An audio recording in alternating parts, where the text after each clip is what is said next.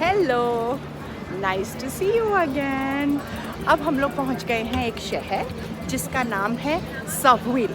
अब सवविल में हम रहेंगे 3-4 दिन, लेकिन 3-4 दिन वहाँ कुछ करने को है नहीं। तो प्लान ये है कि वहाँ रहते हुए आसपास के कई इलाकों को देख लेंगे। तो आज हम बस टूर करके एक शहर आए हैं जिसका नाम है मलागा।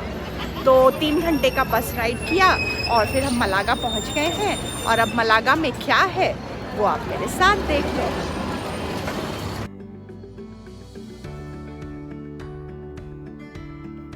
जिस बस में मैं बैठी हूँ ये कोई स्पेशल बस नहीं है टूरिज्म वाली, नॉर्मल जो स्टेट की सरकारी बस है वो है।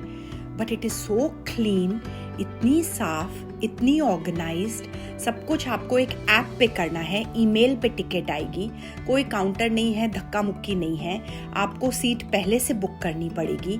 ऑन टाइम जो आपका मिनट है उसी पर शुरू होगी। एनीवे, ये जो एरिया स्पेन का है ये कहलाता है एंडालुसिया एरिया। बहुत सुंदर है क्योंकि ये है मेडिटेरेनियन सी के तट पे। वैसे छोटे छोटे छोटे हिल्स हैं और दूर आपको बर्फ वाले पहाड़ भी दिखते हैं।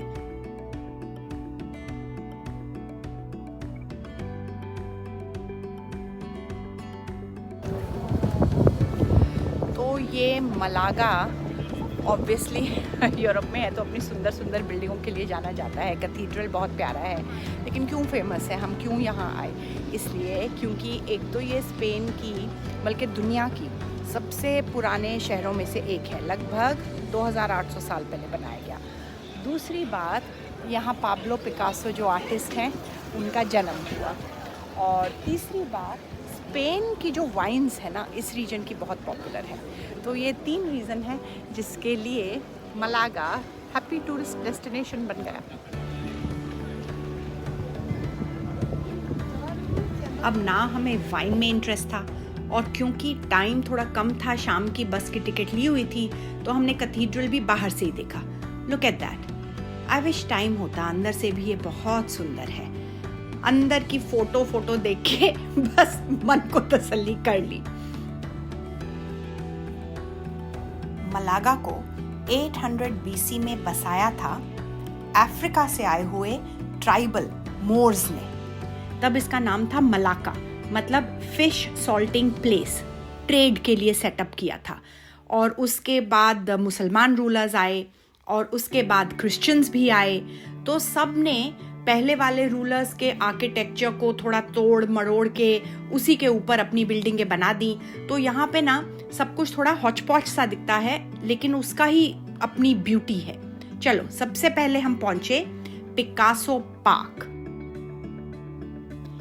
पाब्लो पिकासो जैसे आर्टिस्ट का जन्म यहाँ हुआ, तो ऑब्वियसली शहर में पार्क, बहुत से म्यूजियम्स, बहुत सी गैलरीज उनको डेडिकेटेड हैं। ये जो आपको येलो बिल्डिंग देख रही है, इसके लेफ्ट की कोने वाली जो बिल्डिंग है, अपार्टमेंट है, ये 15 number. This is his original house. 10 साल की उम्र में पाब्लो पिकासो मलागा छोड़ के चले गए थे, लेकिन बार बार लौटते थे क्योंकि फैमिली यहाँ थी। तो उनकी पेंटिंग्स में, उनके आर्ट में यहाँ की बहुत ज़्यादा इन्फ्लुएंस है। और पूरे शहर का पूरा टूरिज्म ही ऐसे लगता है कि पाब्लो पिकासो के नाम से चलता है। चाहे वो छोटे छोटे मैग्नेट्स हों, चाहे बड़ी बड़ी आपको कुछ गिफ्ट आइटम खरीदनी हो, everywhere his name is the prominent one. शहर के बीचों बीच चलते चलते आपको यहाँ के पैलेस और जो अल कज़ाबा सिटाडेल है उसकी ग्लिम्प्स मिलती रहती है। बहुत बड़ा इलाका जो कि पूरे शहर के सेंटर में ही बना हुआ है।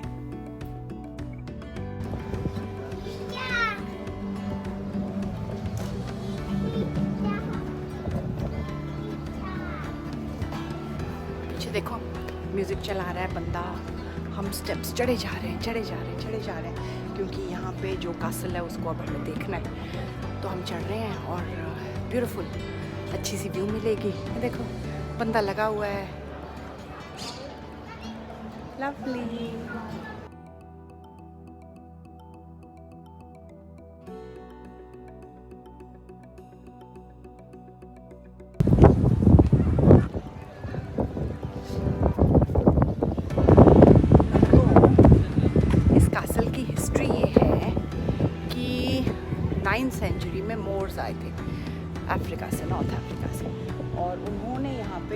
का ये जो इलाका है ना, इसको एंडोनेशिया कहते हैं। यहाँ पे बहुत से पोर्ट्स हैं, बहुत सुंदरता है, ट्रेड के लिए अच्छा होगा।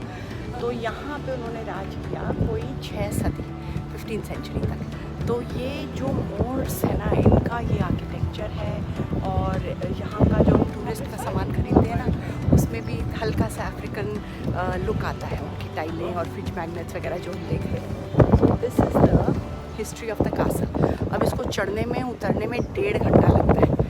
1.5 घंटा जाते जाएंगे आते जाएंगे। धूप है, लेकिन देखो हवा कितनी मस्त चल रही है, ठंडी ठंडी ठंडी हवा है, तो इतना बुरा भी नहीं लगता। चलते जाओ, देखते जाओ।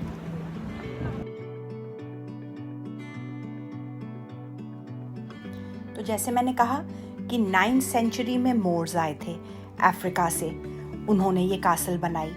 फिर 11वीं सदी में यहाँ पे मुस्लिम रूल हो गया। तो 11th से लेके 14th सेंचुरी, कई सदियों तक वो थे।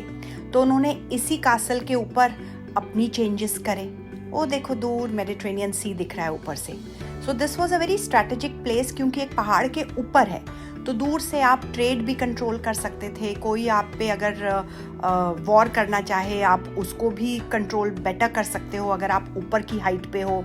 और इसी से लगी हुई एक कासल भी है, तो ना दोनों चीज़ें एक दूसरे में मर्ज हो जाती हैं। लेकिन देखो हमारे इंडियन कासल से कितना अलग है ये। छोटे छोटे कोर्टयार्ड्स हैं, पूरा ओपन। हमारे किले ना बिल्कुल अलग होते हैं यहाँ के किलों से। अंदर के आर्किटेक्चर में देखो, इस तरह के दरवाजे जो हैं, ये बिल्कुल आपको मुस्लिम आर्किटेक्चर की याद दिलाएंगे। और इतनी स्मार्टली बने हुए कि हर जगह से हवा आ रही है। पानी के ऐसे पॉन्ड्स हैं पूरे कासल में फैले हुए कि ठंडी ठंडी ठंडी ठंडी हवा इनके थ्रू आती रहे। बिल्कुल एक पल के लिए आपको गर्मी नहीं लगती। लेकिन चढ़ाई बहुत है, क्योंकि 1.5 घंटा आप बस चढ़े ही जा रहे हो। So you have to be fit अगर आप इस कासल को देखने आओगे।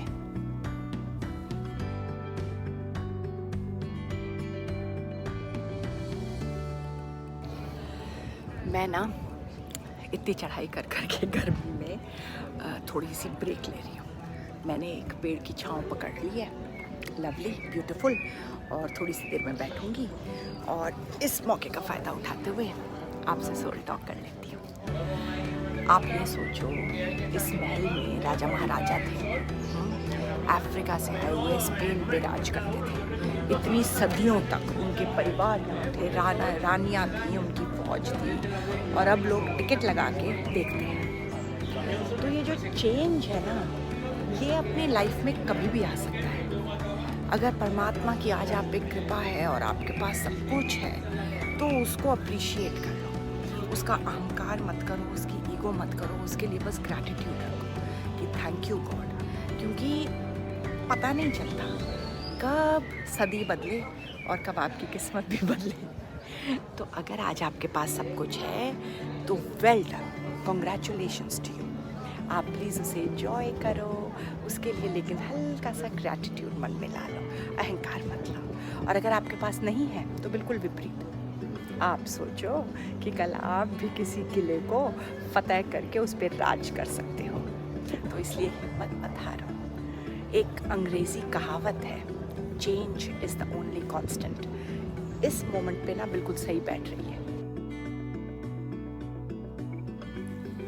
तो मलागा में एक दिन मेरे साथ गुजारने के लिए थैंक यू सो मच। अगली बार आपके साथ मैं सवेल घूमूंगी। Thank you so much for watching.